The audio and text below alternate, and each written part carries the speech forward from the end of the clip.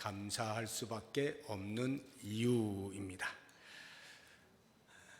우리가 감사할 수밖에 없는 이유가 있는 사람들입니다. 왜냐하면 일하시는 하나님이 계시기 때문입니다.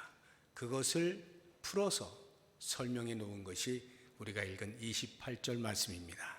우리가 알거니와 하나님을 사랑하는 자 곧 그의 뜻대로 부르심을 입은 자들에게는 모든 것이 합력하여 선을 이루느니라. 모든 것이 합력하여 선을 이루는데 저절로 그 일들이 합하여서 선을 향해서 나간다는 뜻이 아니고 그 모든 일들을 주관하시는 분이 계셔서 그 하나님께서 합력하여서 선을 이루도록 하신다, 이 말입니다. 자, 그러면 이제 이 말씀을 조금 풀어서 하나씩 살펴보면 하나님을 사랑하는 자, 곧 그의 뜻대로 부르심을 입은 자가 누굽니까? 나죠. 나, 성도. 성도를 가리켜서 하나님을 사랑하는 자, 그의 뜻대로 부르심을 입은 자라고 말합니다. 먼저 하나님의 부르심을 입은 것이 우선되어야 되겠죠. 우리가 하나님이 부르실 때 그 부르심에 따라 나온 것입니다. 그런데 하나님이 눈 감고 그냥 아무나 이렇게 부르신 것이 아니고 무작위로 그물을 던져서 그물 속에 들어오는 사람만 건지신 것이 아니고 한 사람 한 사람의 구원에 대하여 계획을 가지고 뜻을 가지시고 그렇게 해서 한 사람 한 사람을 부르셨다 하는 것을 알 필요가 있습니다. 그렇게 부르심을 입은 자는 놀라운 특권을 받은 거죠. 하나님의 특별하신 목적과 계획과 뜻에 따라서 내가 부르심을 입었다라고 할 때 얼마나 감격스러운 일입니까? 그러니까 우리는 그 하나님을 향하여 주님, 저 같은 것을 구원하여 주시다니요 하면서 당연히 감격해하고 감사하면서 하나님 사랑합니다 라고 하는 고백이 자연히 따라 나올 수밖에 없는 거죠.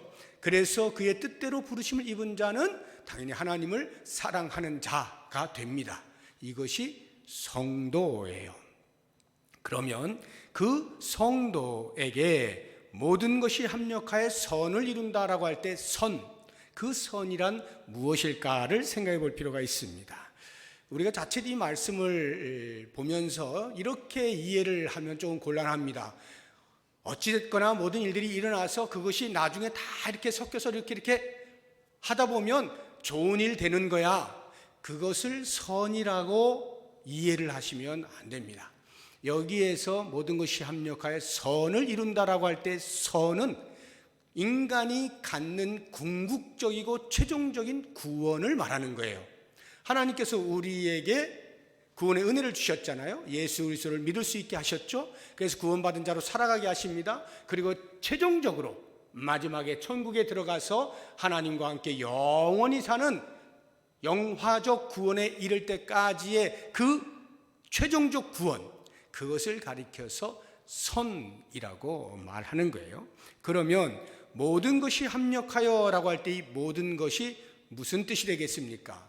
성도에게 일어나고 있는 모든 일이겠죠. 다시 말하면 성도는 하나님의 부르심을 입은 자, 거기에서부터 구원이 시작이 되어져서 과정을 거쳐서 최종적으로 주님 오시는 그날에 완성이 되겠죠. 구원의 시작을 시작하신 하나님께서 구원을 완성하게 되어지는 그날까지의 모든 것들을 주관하신다라고 할 때 그 과정, 시작에서부터 끝날 때까지의 과정도 역시 하나님께서 일하시는 거죠. 그러니까 그 모든 구원받은 자가 구원의 완성이 이루어지기까지에 일어나는 그 과정들이 전부 다 구원의 완성을 위한 수단이 되도록 하신다라고 하는 의미가 되는 것입니다. 그러면 그 모든 것이라고 하는 것이 좋은 일만 있겠어요? 나쁜 일도 있는 것이죠. 평화로운 것들만 있겠어요? 때로는 믿음 때문에 박해를 받는 그런 일도 있을 수가 있죠. 언제나 기쁜 일만 있겠습니까? 때로는 슬픈 일도 당하게 되죠. 내가 원하든 원치 아니하든 어떤 일들이 일어나게 될 때 그 일들은 전부 구원의 시작으로부터 완성되기까지의 과정 속에 일어나는 하나님의 일하심이다 라고 하는 것입니다. 그렇다고 하면 그 모든 것이 합력하여 라고 할 때 이 합력이라고 하는 말은 어떤 의미일까? 그 일어나는 모든 일들 가운데서 어떤 한 가지도 구원의 완성을 위하여 불필요한 것이 없다는 뜻이에요. 어느 것 한 가지도 구원의 완성이 되기까지의 모든 것들은 다 필요한 요소들이다 라고 하는 것입니다. 우리가 이제 이런 말씀을 들을 때 이런 궁금증이 생기는 거예요. 그러면 우리가 무언가를 잘못해서 하나님의 말씀에 불순종해서 그로 인하여 하나님의 징계를 받아요. 그럼 그런 일들까지도 전부 다 필요에 의하여 하나님의 일하심 속에서 일어나는 일들이냐? 다시 말하면 나의 불순종을 하나님의 일하심 범위 안에 넣을 수 있느냐라고 하는 질문을 할 수가 있어요. 여러분은 어떻게 생각하십니까? 내가 불순종한 것, 그것도 하나님의 뜻 가운데 있는가? 궁극적으로 보면 그렇다라고 대답을 할 수 있어요. 궁극적이란 모든 일이 다 마쳤을 때 뒤를 돌아보면 그렇다라고 말을 할 수 있지만 그 순간순간들에 있어서는 그것을 다 포함하지는 않습니다. 예를 들어서 이스라엘 백성들이 애굽에서 나왔어요. 광야의 삶이 그냥 처음부터 있어진 것이 아니에요. 가데스 바네아까지 어느 정도 살다가 이제 가나안 땅으로 들어가면 되는 거예요. 그런데 그들이 불순종하지 않습니까? 그래서 그 징계로 40년 동안이나 광야 생활을 하게 되었어요. 그러면 그것도 하나님의 이 모든 것이 합력한다라고 하는 그 합력 속에 들어와 있는 것이냐? 아니다 이 말이에요. 그러면 그건 어떻게 이해되느냐? 인간이 불순종하여서 일이 벌어지게 되었을 때에 그로 인하여 하나님의 징계를 받으면 없는 것이 더 낫죠. 하나님 징계 없는 게 더 나아요. 순종하여서 징계를 안 받는 게 훨씬 나은 거예요. 가데스 바네아에서 가서 40년의 광야 생활을 하지 않고 직접 순종함으로 가나안 땅에 들어가는 게 훨씬 나은 거죠. 그럼에도 불구하고 그들은 불순종하여 40년의 광야 생활을 할 수밖에 없었어요. 그럴 때 하나님은 과연 그 광야의 40년을 어떻게 일하시고 계시느냐 할 때 비록 우리의 불순종으로 인한 것이긴 하지만 그래서 하나님께서는 거기에서 포기하시거나 방치하시지 아니하시고 그 가운데서 또 하나님의 최상의 방법을 우리에게 제시하신단 말이에요. 그래서 그 광야의 40년이라고 하는 것이 한편으로는 징계지만 또 다른 한편으로는 하나님이 그들을 훈련시키시는 새로운 방편으로 마련되었다. 그래서 그들이 40년의 광야 생활을 통해서 하나님이 어떠한 분이신가 하는 것을 명확히 이해하게 되어지고 가나안 땅에 들어가서 다시는 그런 광야의 삶과 같은 삶을 살지 않겠노라고 다짐하면서 들어가게 되어지는 이러한 일들. 그래서 우리의 불순종이라고 하는 것은 순종이 훨씬 나은 것이지만 순종이 하나님이 원하시는 것이지만 비록 우리가 불순종했다 할지라도 거기에서 하나님이 또 최상을 우리를 위하여 마련해 놓으시는 것. 그렇게 해서 모든 것이 진행되고 나면 최종적으로는 그 최종적 구원이 일어나게 될 때 그때 뒤를 돌아봐 우리 인생 전체를 종합하여 말할 때는 하나님이 일하셨다.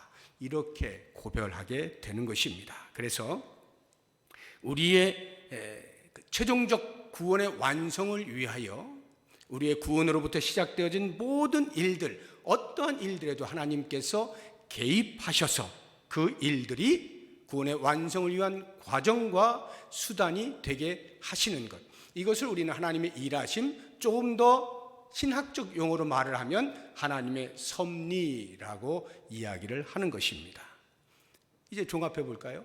감사할 수밖에 없는 이유, 뭐라고요? 하나님의 일하심이 있기 때문에, 하나님의 섭리가 있기 때문에, 비록 우리의 눈으로 볼 때는 감사할 만한 내용이 아니고 눈물이 날 만한 내용이고 억울한 내용이고 없었으면 좋았을 내용들조차도 나중에 보면 그것이 다 어우러져서 하나님이 나의 구원을 완성시키신다라고 하는 전적인 하나님의 섭리, 그것 때문에 우리는 감사할 수밖에 없다 하는 거예요. 그런데 오늘 말씀을 보면 제일 앞에 우리가 알거니와 이렇게 돼 있죠. 여기 우리가 성도 아니에요? 성도가 이 사실을 안다는 겁니다. 여러분 알고 계십니까? 하나님의 섭리가 있음을 알고 계십니까?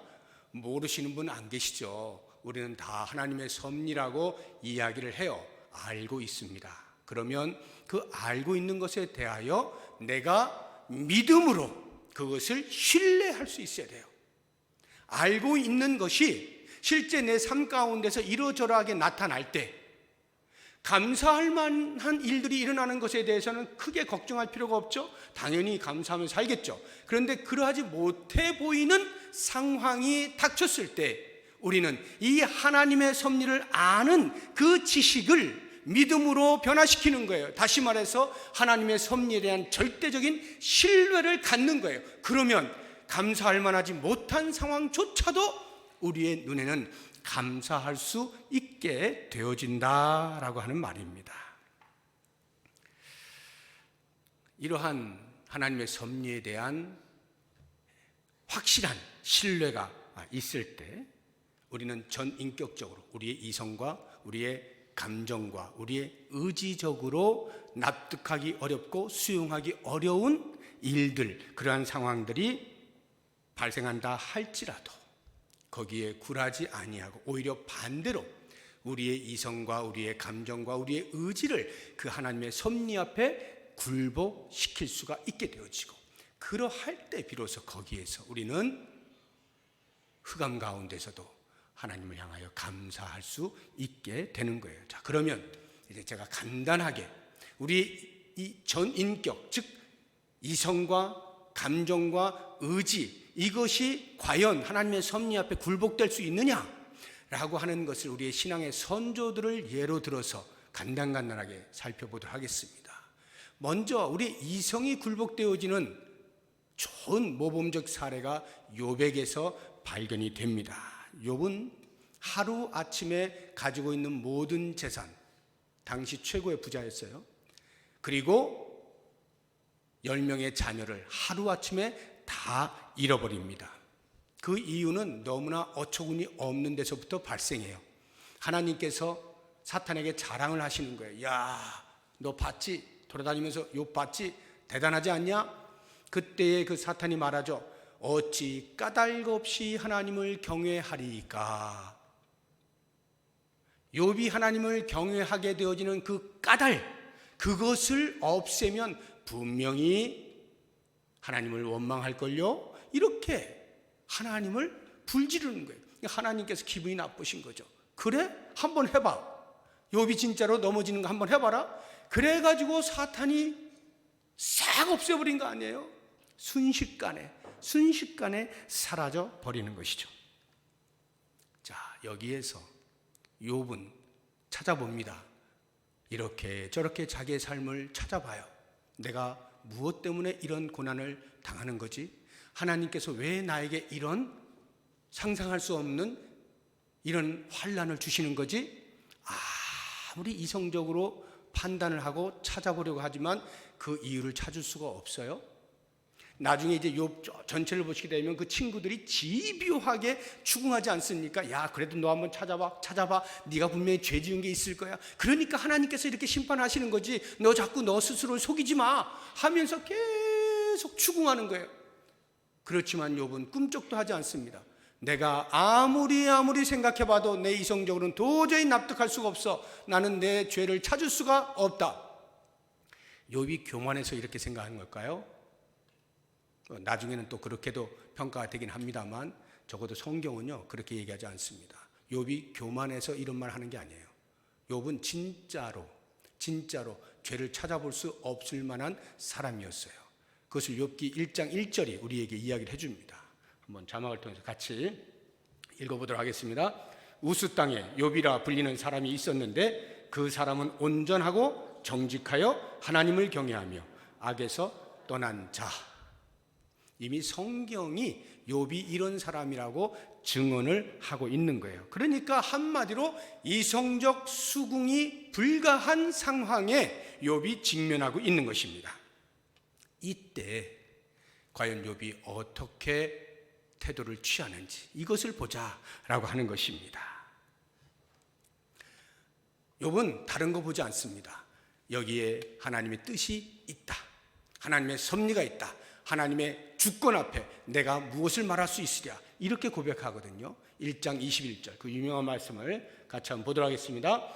이르되 내가 모태에서 알몸으로 나와 싸운즉 또한 알몸이 그리로 돌아가올지라. 주신 이도 여호와시요 거두신 이도 여호와시오니 여호와의 이름이 찬송을 받으실지니이다 하고. 이 말이 쉽지 이게 되는 겁니까? 재산 다 잃죠. 자녀를 다 잃어버리죠. 영문 없이 까닭 없이 이유를 모른 채 이렇게 하나님의 징계를 받게 되어질 때 이런 말 하는 거 정말 쉽지 않아요. 그런데 설상가상이죠. 사탄이 또 하나님을 또 불지르는 거예요. 그래서 하나님께서 한 번 더 해봐. 생명만 놔두고 한 번 또 해봐라. 그랬더니 이번에는 욥을 머리끝에서부터 발끝까지 악청이 나게 해가지고 막 기와장으로 긁게 만들지 않습니까? 보다 못한 짝 아내가 욥을 향해서 이렇게 말을 합니다.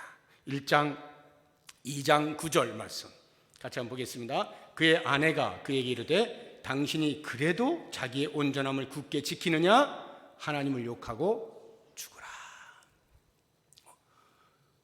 다른 사람은 몰라도 아내는 이러면 힘들죠. 다른 사람이 다 이런 말을 해도 아내만큼은 나는 당신과 함께 죽겠어 뭐 이래줘야 그나마 버틸까 말까 그럴 수 있는 것인데, 아내가 이래버리면 끝난 거죠. 인생 끝난 거예요. 에이 될 대로 되라. 얼마든지 내팽개칠 수 있는 그 상황에서 욥이 또 어떻게 고백하는지 2장 10절 같이 보겠습니다. 그가 이르되 그대의 말이 한 어리석은 여자의 말 같도다. 우리가 하나님께 복을 받았은즉 화도 받지 아니하겠느냐 하고 이 모든 일에 욥이 입술로 범죄하지 아니하니라. 복을 받을 때 하나님께 감사하는 것은 웬만큼은 한다니까요. 그런데 화가 임할 때 이런 말을 하는 것은 결코 쉽지가 않은 거예요. 그 화가 임한 이유를 내가 안다면, 이성적으로 납득이 된다면 그나마 그렇지 내가 나빴어, 내가 죄를 지었어 하고 받아들일 수 있을런지 모르겠어요. 그런데 이성적으로도 납득이 안 되는 이 상황에 대해서 화도 주님이 주신 거야. 이게 무슨 배짱도 이런 배짱이 없죠. 뭔가 좀 정상이 아닌 듯한 그러한 사람의 고백처럼 보이지 않습니까? 그런데 이것이 바로 하나님의 섭리를 인정하게 되어질 때에 자신의 이성을 그 섭리 앞에 굴복시킨 태도인 거예요. 이성적으로 도무지 납득이 안 되는데 그것을 하나님의 섭리, 복을 주시거나 화를 주시는 이 모든 일에 하나님의 일하심이 있다라고 하는 것에 대한 절대적 신뢰 앞에 자신의 납득되지 아니하는 이성을 굴복시키는 거예요. 대단한 거죠.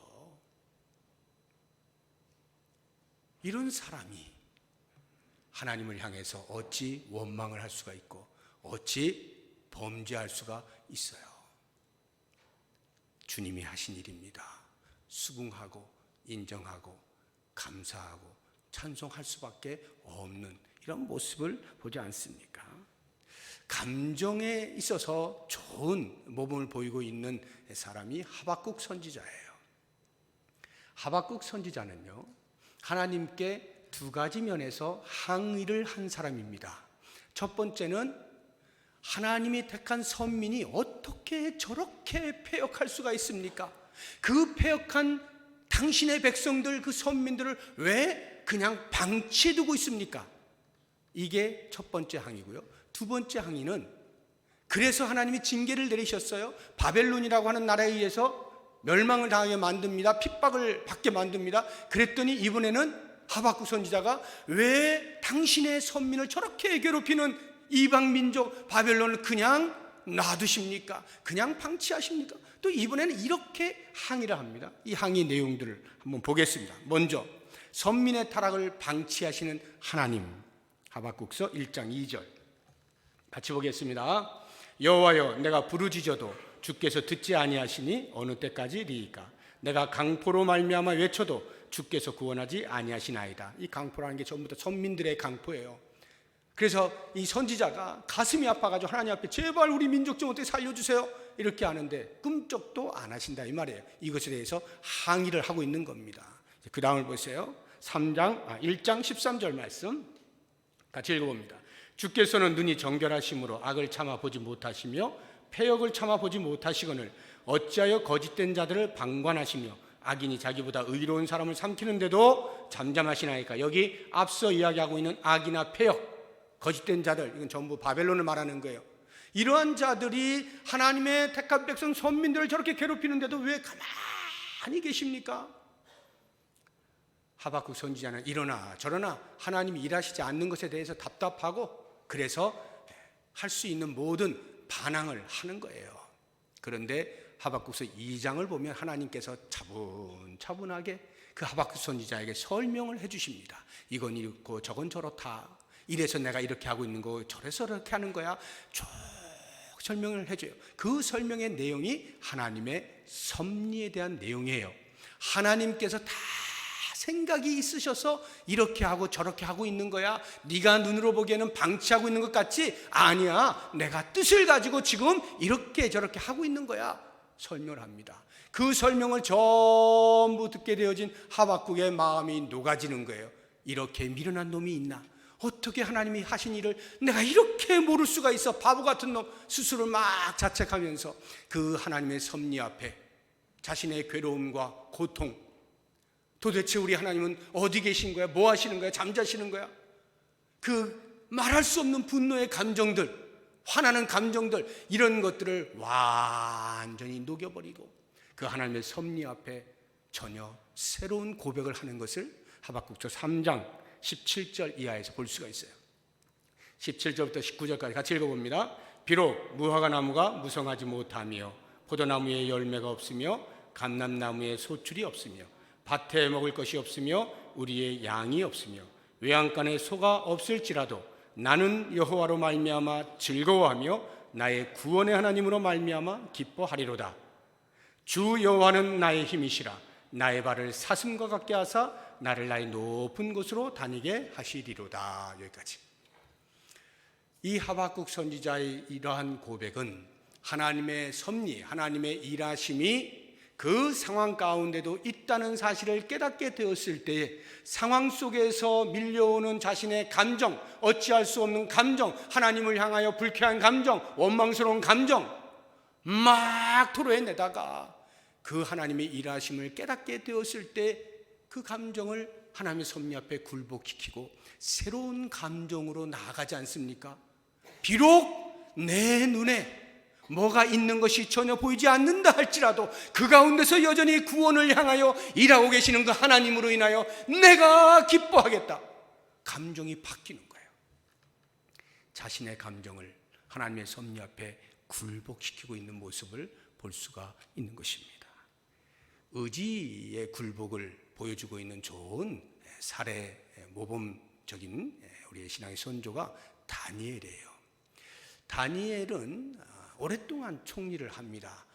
이방 민족에게서 여러 왕들을 거쳐가면서 최종적으로 다리오 왕이라고 하는 메데 바사가 바빌론을 점령하고 처음으로 이제 메데 왕이었던 이 다리오가 왕이었을 때에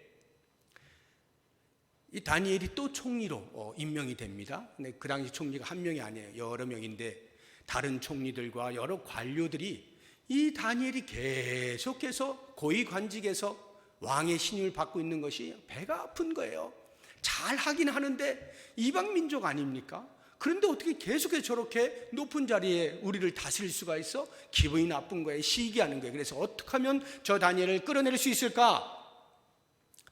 고민하다가 꾀를 낸 겁니다. 다니엘이 보니까 항상 예루살렘을 향하여 창문을 열어놓고 하루에 3번씩 꼬박꼬박 기도를 하는 거예요. 그것을 딱 잡고는 다리오 왕에게 가서 그런 말을 일절하지 않고 왕이여, 당신이 어떤 분입니까? 대단한 분 아닙니까? 이제 당신 외에 다른 어떤 신에게 구하거나 절하는 일이 있으면 지금부터 딱 30일 동안만 조서를 내려서 그런 일이 없도록 합시다.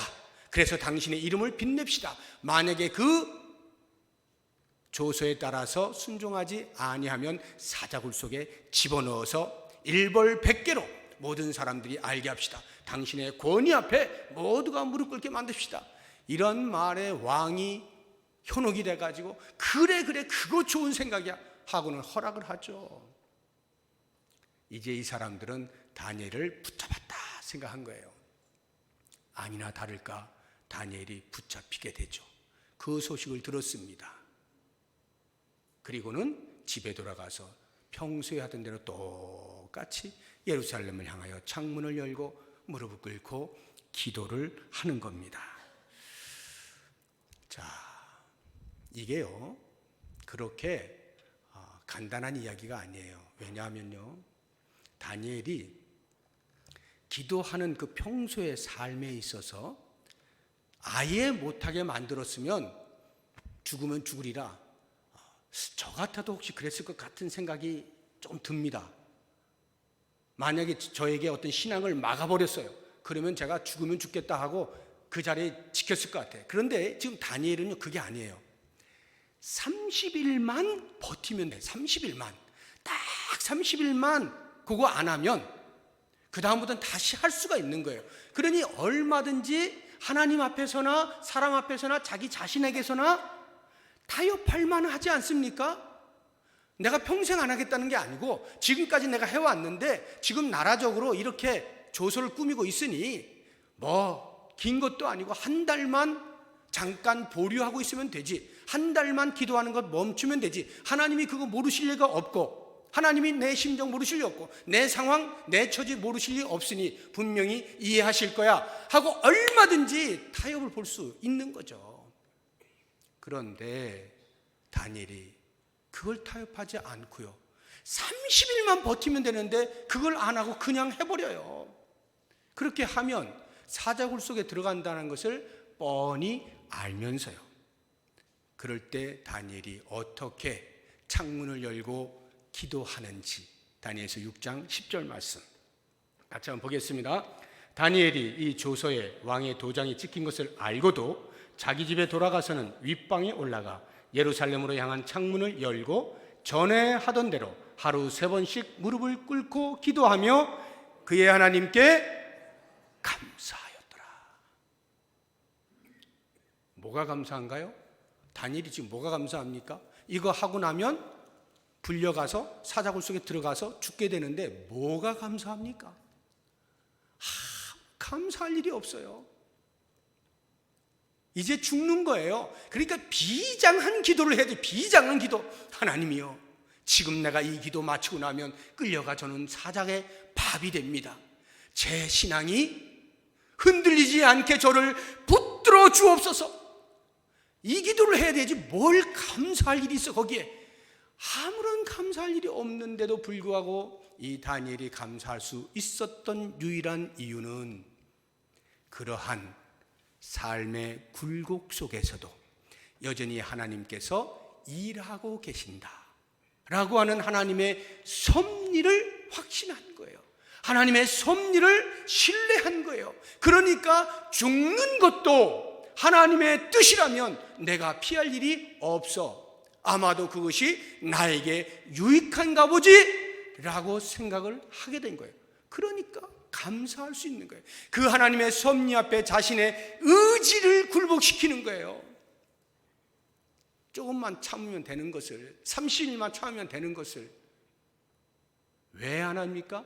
하나님의 섭리 앞에 자신의 의지를 굴복시키는 거예요. 하나님의 섭리가 더 높다 이거예요. 하나님의 섭리가 더 확실하다는 거예요. 하나님이 나보다 나를 더 잘하신다는 거예요. 하나님이 나보다 나를 더 선한 곳으로, 더 좋은 곳으로, 더 최상으로 인도하신다는 것에 대한 확신을 갖는 거예요.